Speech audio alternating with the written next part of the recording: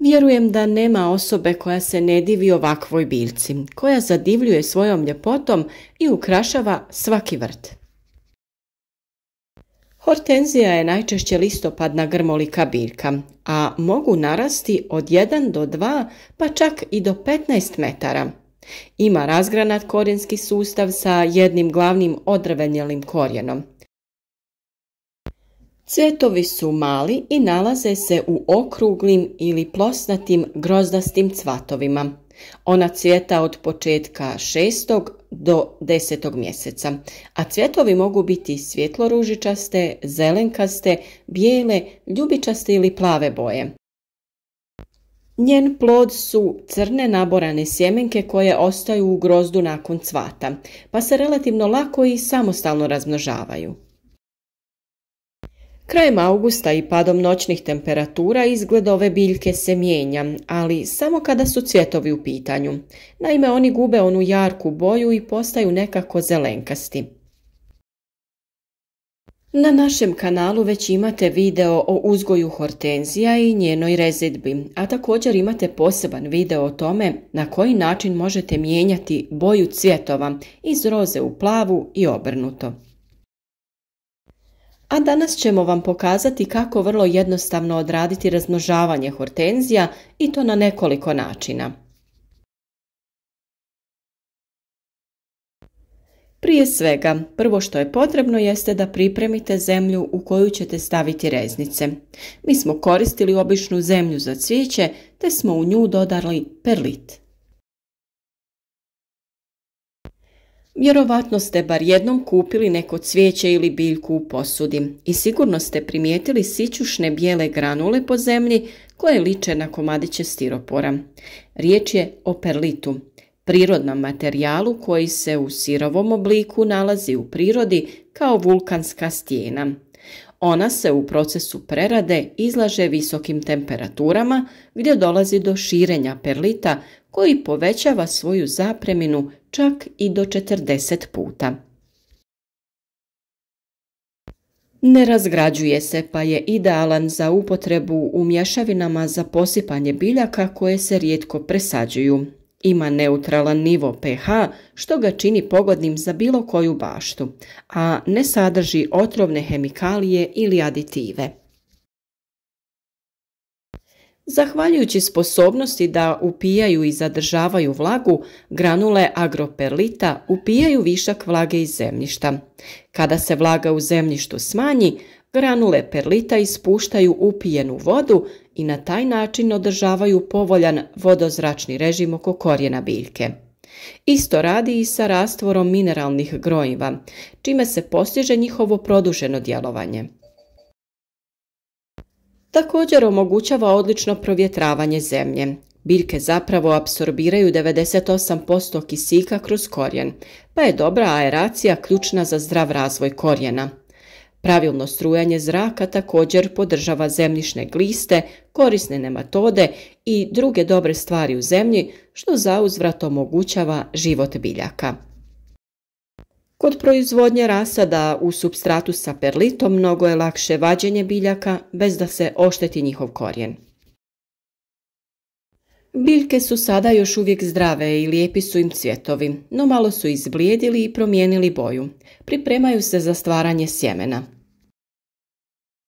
Među svim ovim lijepim zelenim granama mi ćemo potražiti onu jednu koja je još uvijek zelena i mlada, to jest jednogodišnja grana hortenzije. U slučaju razmnožavanja reznica ne koristimo one već drvene grane, nego to moraju biti one zelene jednogodišnje grane. Kada smo pronašli jednu takvu granu, vrijeme je da ju odrežemo. Najmanje koliko ta reznica treba imati ovih pupoljaka jeste 3, tako da ćemo izbrojati odozgo od vrha 3 mala pupoljka te ispod posljednjeg donjeg odrezati na visinu od 1 cm ispod zadnjeg pupoljka.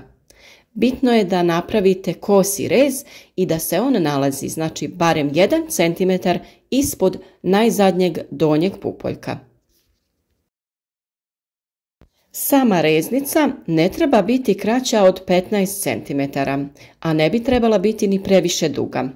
Tako da ćemo mi sada sa ove reznice ukloniti sve listove i onda ćemo da ju posadimo.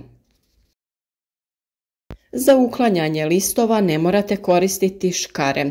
Oni se vrlo lako uklanjaju, tako samo što ih gurnete sa prstima u stranu. Kod ove reznice koristiti ćemo samo ta 3 pupoljka i kraj njih ćemo maknuti sve listove, a nakon toga potrebno je da odrežemo i vrh ove reznice.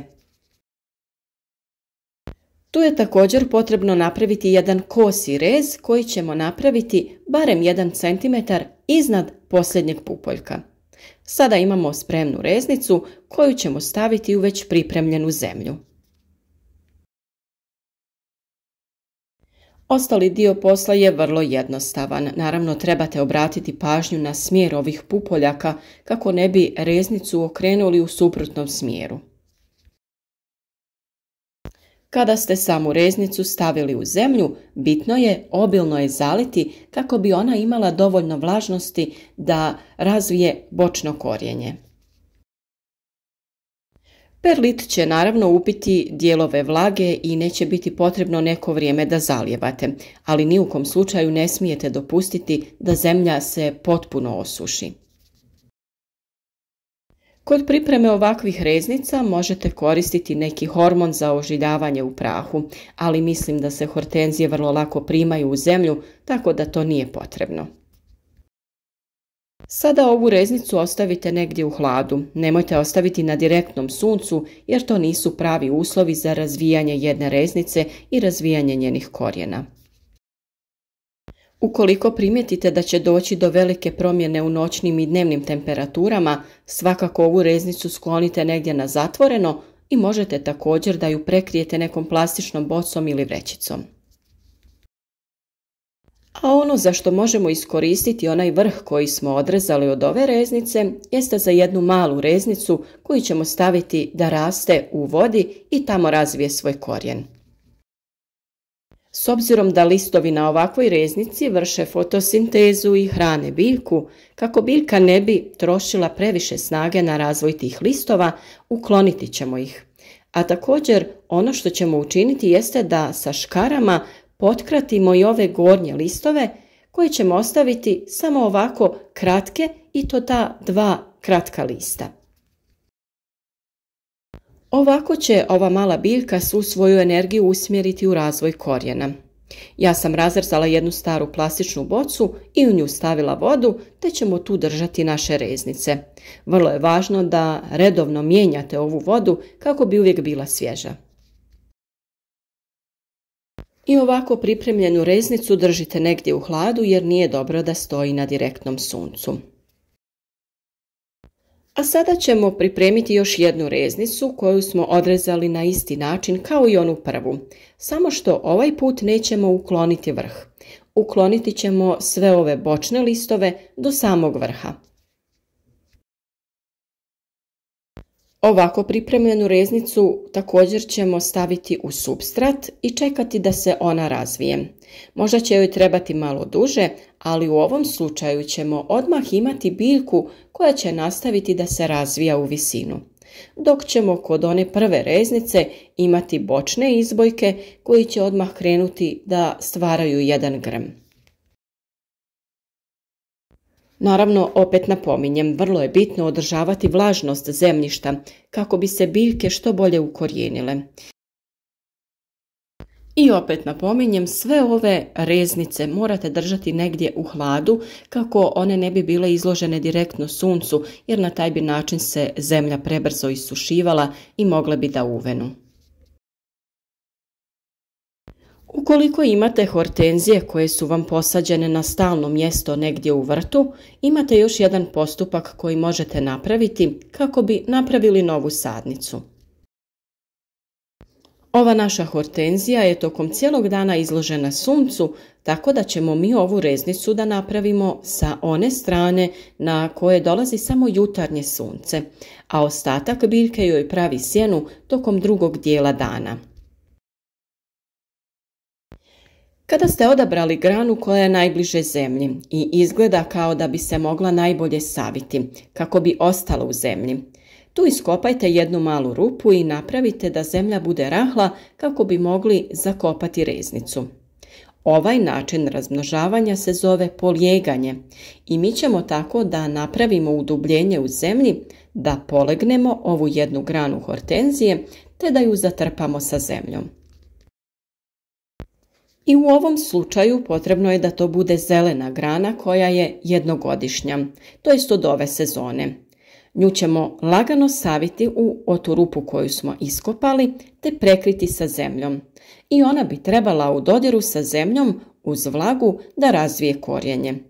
A u proljeće ju jednostavno odvojimo od glavne biljke i presadimo. I u ovom slučaju potrebno je ukloniti sve listove koji se nalaze u onom dijelu koji će biti pod zemljom, te onda obilno zaliti biljku kako bi ona imala dovoljno vlage, da potakne razvoj novog korijenja. I naravno tu vlagu morate redovno održavati, pogotovo kada je biljka ovako u zemlji. Ukoliko se bojite da bi ova polegnuta grana mogla da se vrati u prvotni položaj, jednostavno ju prekrite sa nekim kamenom kako bi osigurali da ona ostane u ovom položaju. Kada mislite da je ova biljka razvila korijenje, može to biti naredno proljeće ili krajem ljeta, tada ju lagano izvadite iz zemlje, a mi smo u ovom slučaju dobili čak 2 presadnice. Možete da ih izvadite i presadite u neke posude kao što smo to učinili na početku ovog videa u zemlju koju smo pripremili sa perlitom, a možete naravno da ju odmah presadite i na neko stalno mjesto u vašem cvjetnjaku u zemlju. Razmnožavanje hortenzija je vrlo jednostavan postupak, samo potrebno je neko vrijeme i malo strpljenja kako bi se biljke ožilile, razvile bočno korijenje i bile spremne za presađivanje. Nadamo se da vam je ovaj video bio od pomoći, da ćete sami uzgojiti presadnice vaših divnih hortenzija i da ćete uživati u njihovoj ljepoti. Za još ovakvih videa družite se s nama na našem kanalu, naš rad nagradite sa lajkom ili zapratite naš kanal kako bi redovno dobivali savjete o uzgoju različitog voća i povrća, cvijeća te ostalih biljaka.